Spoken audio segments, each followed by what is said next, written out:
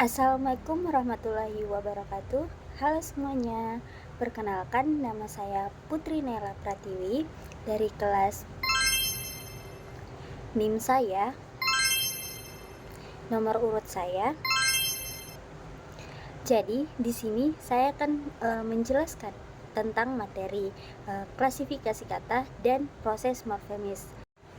Selamat menyaksikan. Jadi, materi pertama yang akan saya bahas yaitu tentang klasifikasi kata dalam bahasa Indonesia. Jadi, di dalam bahasa Indonesia itu kata memiliki peran penting di mana bentuknya itu berupa kalimat dan diklasifikasikan berdasarkan fungsi dan penggunaannya.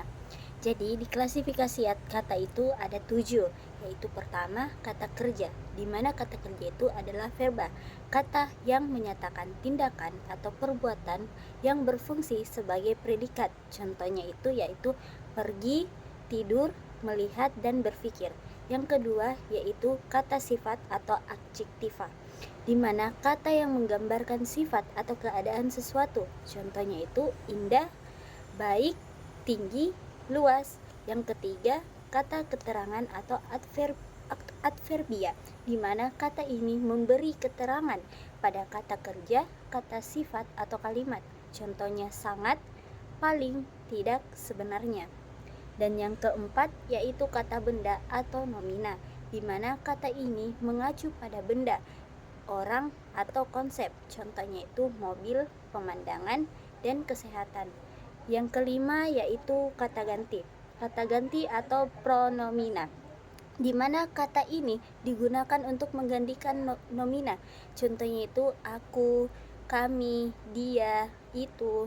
Dan yang keenam yaitu kata bilangan atau numeralia, di mana kata yang digunakan untuk menghitung jumlah benda atau orang. Contohnya itu 1, 20, sepertiga. Dan yang terakhir yaitu kata tugas. Di dalam kata tugas ini ada beberapa macam, yaitu pertama kata depan atau preposisi, di mana dia itu menghubungkan kata atau kalimat.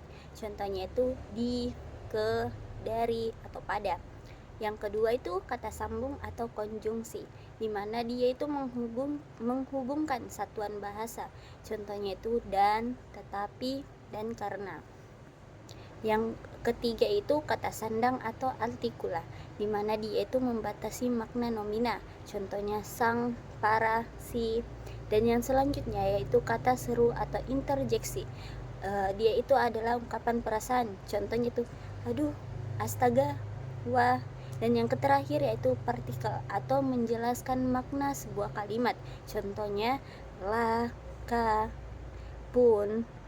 Dan selanjutnya yaitu jenis kelas kata. Jenis kelas kata itu terbagi menjadi 2, yaitu kelas terbuka dan kelas tertutup. Di kelas terbuka itu kata yang dapat bertambah atau berkurang karena perkembangan bahasa. Contohnya verba, nomina, dan adjektif. Dan yang kedua itu kelas tertutup. Kata ini jumlahnya itu tetap dan jarang berubah. Contohnya itu adverbia, proposisi, konjungsi, artikula atau dan interjeksi. Dan yang terakhir yaitu pembentukan sebuah kata. Jadi di pembentukan sebuah kata itu terbagi menjadi 2 juga, yaitu inflektif atau perubahan bentuk kata tanpa mengubah kelasnya. Contohnya mengajar atau mengajar seperti diajar. Yang kedua itu derivatif.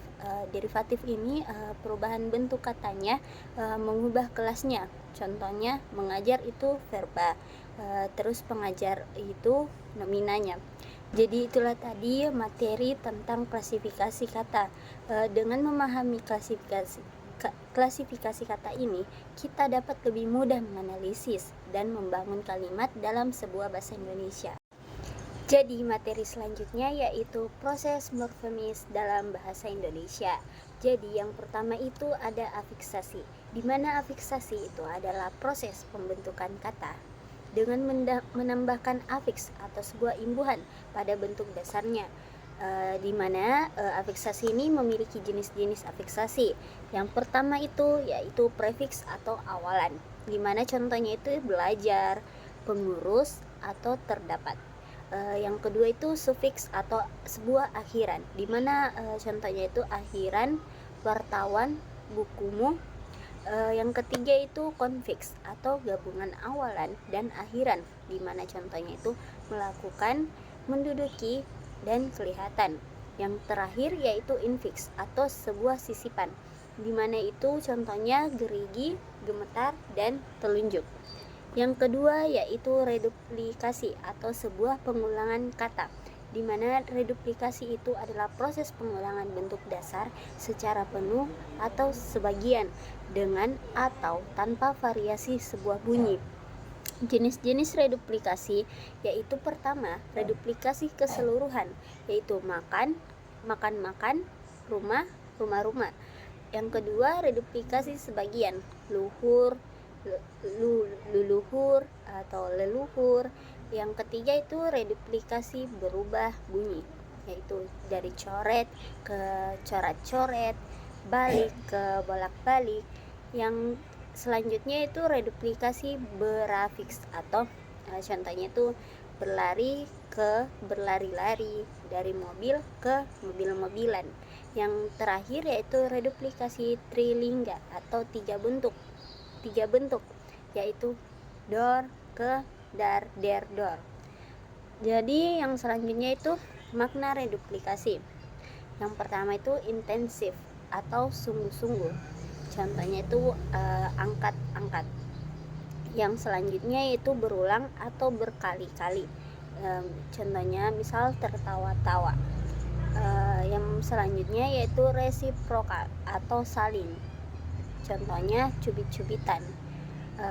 Jamak atau banyak, contohnya pohon-pohon. Bermacam-macam, contohnya warna-warni. Dan yang terakhir menyerupai, seperti langit-langit.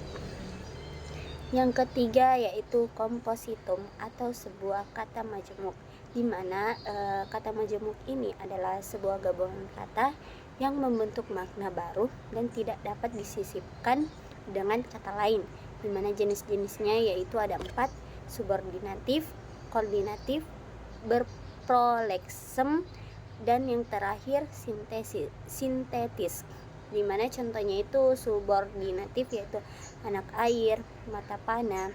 Kalau contoh koordinatif yaitu panjang lebar, ayah, ibu. Berproleksem yaitu amoral, paranormal. Sintetis yaitu geofisika dan psikologi. Ciri-ciri kata majemuk itu ada 3. Yang pertama itu tidak bisa disisipkan kata lain. Yang kedua tidak bisa diubah urutannya. Dan yang ketiga membentuk sebuah makna baru. Contoh penulisan kata majemuk yang benar yaitu pertama ada terpisah. Misalnya air mata, kerja, sama, rumah, sakit.